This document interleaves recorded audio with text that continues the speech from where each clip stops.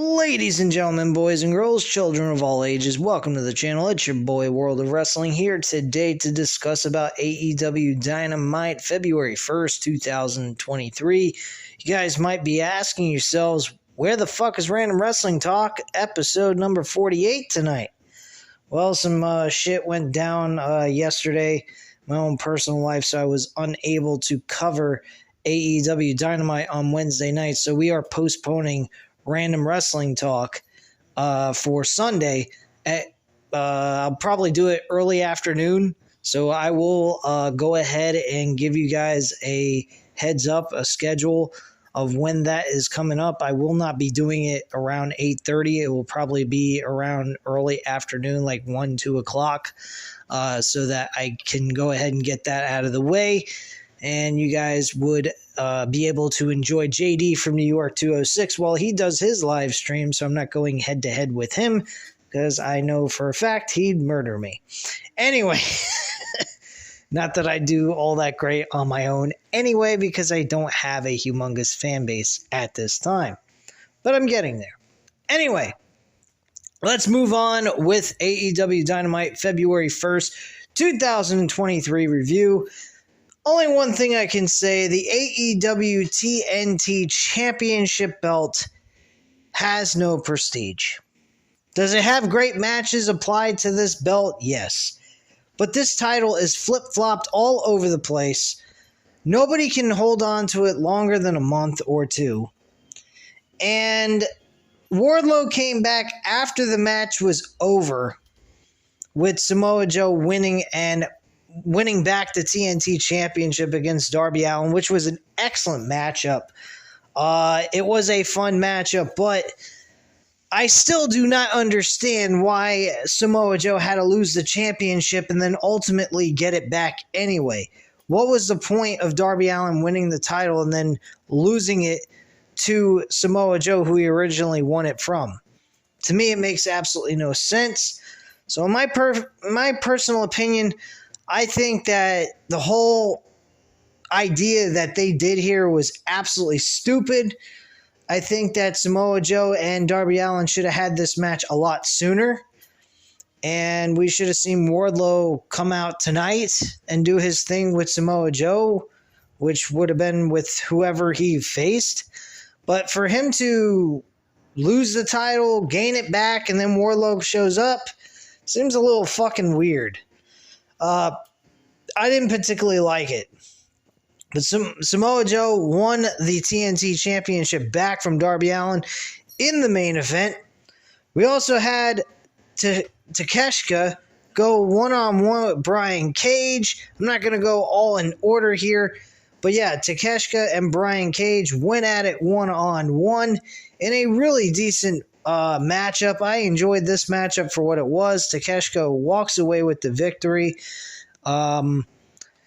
We also had Bryan Danielson going one-on-one with Timothy Thatcher in another opponent that he has to get past to face MJF at the pay-per-view in an Iron Man match, which he defeated, of course.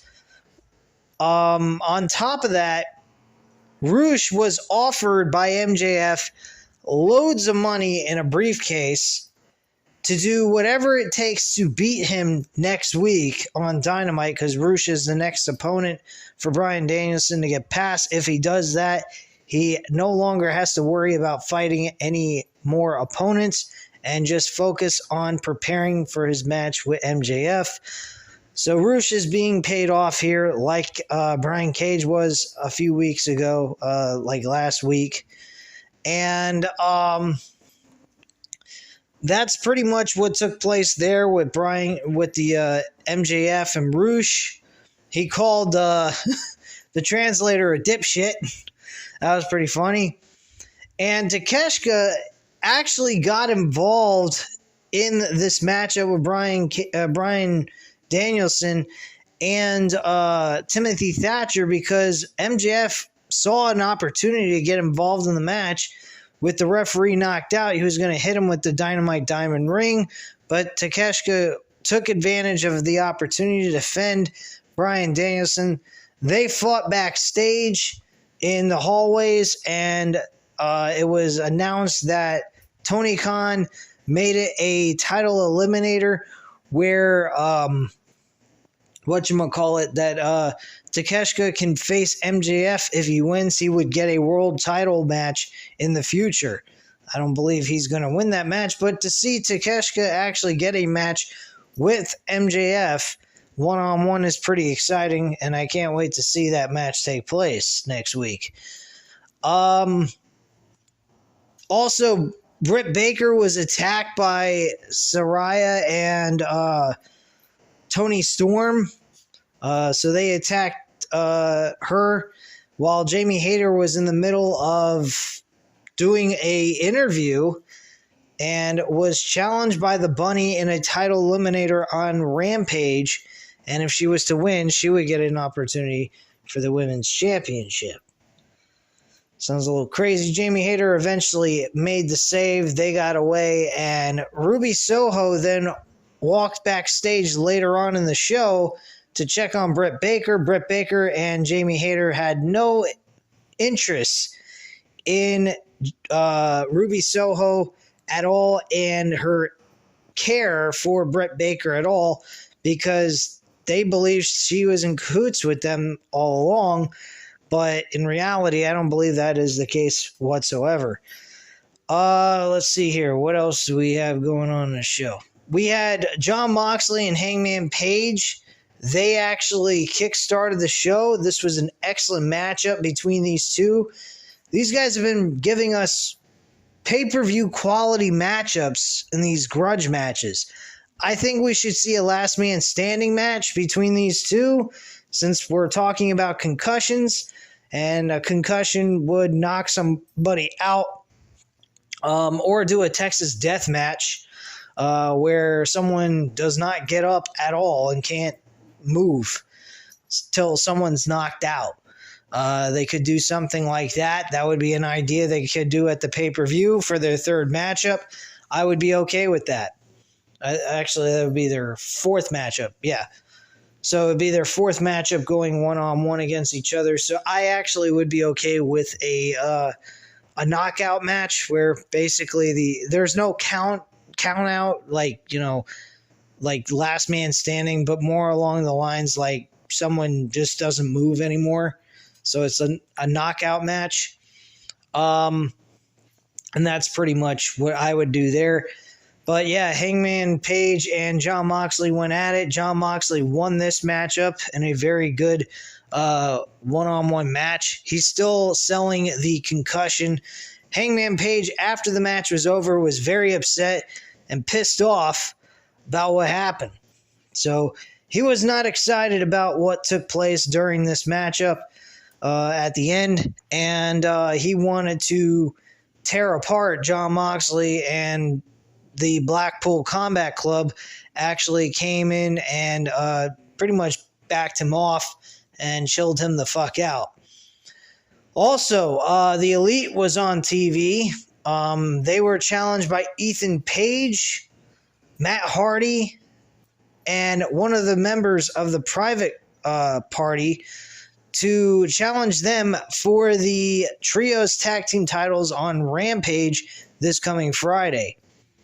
I don't particularly think that is going to be all that exciting. I think the Elite will destroy them without question. Red Velvet went up against Jade Cargill for the TBS Women's Championship in the co-main event. I was not particularly keen on this matchup. I didn't think much of it. I think it was sloppy, and it wasn't exactly all that great. I particularly did not care for this matchup at all. And Jade Cargill, of course, walked away victorious with a 50-0 record. So that was pretty much the entire show in a nutshell. I mean, there was some other things that took place on this show. But overall, this was a very heavy wrestling-based episode. Very good wrestling overall. One bad match out of all of it. Oh, and the Acclaim, I forgot to mention them. The Acclaim had a matchup in a jobbers match And then it was announced that next week we will see the Acclaim defend the tag team titles up against the Gun Club. So the Guns will challenge for those titles. And originally, the Acclaim asked the fans if they want to see this match. The fans said no, they don't want to see the Gun Brothers actually challenge for the tag team titles. One thing led to another, and Billy Gunn got extremely upset with both of the teams, and he said, "I've had enough of this crap, I'm out." And he started walking. And then one of his sons, I believe it was Austin Gunn, went ahead and he said, "Yeah, that's it. Turn your back on us like you've done your whole entire life. Oh, maybe you'll go ahead and drown your sorrows in the bottom of a bottle of pills." And that infuriated Billy Gunn. He ran into the ring. He looked at his son and said, "You got the balls to say that kind of shit to me?